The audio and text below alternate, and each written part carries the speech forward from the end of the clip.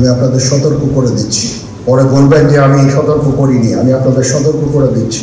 সেনাপ্রধান জেনারেল ওয়াকারুজ্জামান বলেছেন, এখন নির্বাচনের দিকে যাচ্ছে দেশ। অবাধ, সুষ্ঠু ও নিরপেক্ষ নির্বাচন অনুষ্ঠানে সরকারকে সহযোগিতা করার জন্য সেনাবাহিনী সব ধরনের প্রস্তুতি নিয়েছে। দীর্ঘ সময় ধরে সেনারা মাঠে দায়িত্ব পালন করছেন। এর আগে এত দীর্ঘ সময় মাঠে থাকতে হয়নি। তাই সবার সঙ্গে ভালো সম্পর্ক বজায় রাখতে হবে। দূরত্ব থাকলে তা দূর করতে হবে। ওয়ালটন এখন দেশের সীমানা পেরিয়ে পৌঁছে গিয়েছে 50টিরও বেশি দেশে। ওয়ালটন, ঘরে ঘরে, বিশ্বজুড়ে।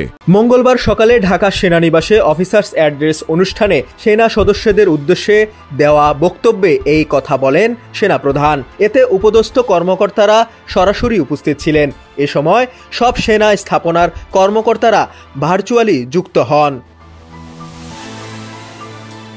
তিনি বলেন, দেশের মানুষ এখন সেনা সদস্যদের দিকে তাকিয়ে আছে।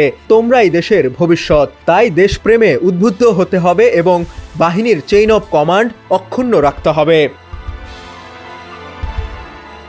বাংলাদেশ সেনাবাহিনী ইস্যুতে নানা কটূক্তির জবাবে তিনি বলেছেন, এসব মন্তব্যে অখুশি হওয়ার কিছু নেই। যারা এসব করছে তাদের বয়স কম, তারা আমাদের সন্তানের বয়সী। তারা বড় হলে নিজেদের ভুল বুঝতে পারবেন, তখন নিজেরাই লজ্জিত হবে। সেনাপ্রধান আরও বলেন, সেনাবাহিনী একটি পেশাদার সংগঠন।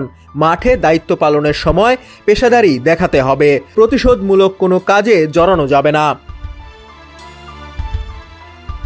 নাম উল্লেখ না করে সেনাপ্রধান বলেন, একজন সেনা সদস্যের বিরুদ্ধে রাজনৈতিক দলের সঙ্গে সংশ্লিষ্ট থাকার অভিযোগ তদন্তাধীন। অভিযোগ প্রমাণিত হলে তার বিরুদ্ধে ব্যবস্থা নেওয়া হবে। সেনাবাহিনীর কোনো সদস্য রাজনৈতিক কর্মকাণ্ডে জড়াতে পারবে না। আরেক কর্মকর্তার বিরুদ্ধে নারী নির্যাতনের অভিযোগ নিয়েও তদন্ত চলছে। নৈতিক স্থূলনের বিষয়ে কাউকে ছাড় দেওয়া হবে না, তবে মিডিয়া ট্রায়ালের ভিত্তিতে কাউকে সাজা দেওয়া হবে না। অভিযোগ প্রমাণিত হলে অবশ্যই ব্যবস্থা নেওয়া হবে। ডেস্ক রিপোর্ট, সমকাল।